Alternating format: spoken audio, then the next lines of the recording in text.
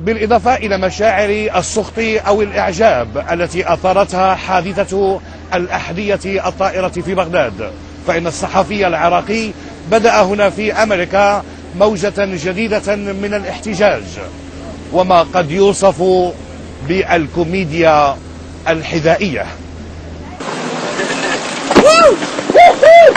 دخل الحذاء رسميا قاموس أدوات الاحتجاج، واستقطب الاحتجاج به أمام البيت الأبيض كاميرات وصحفيين أكثر مما جلب المحتجون من أحذية. نحن سعداء بعودة الاهتمام إلى الاحتلال، ونحن محظوظون بهذا التواجد الإعلامي.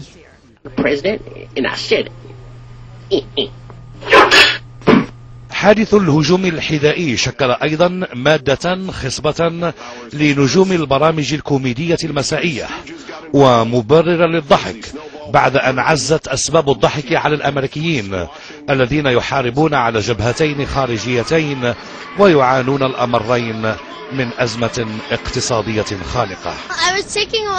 كنت أقوم بجولة في البيت الأبيض فرأيت ما يحدث، وسمحوا لي برمي بوش بالحذاء، مما أسعدني كثيرا لأنني لا أحب بوش.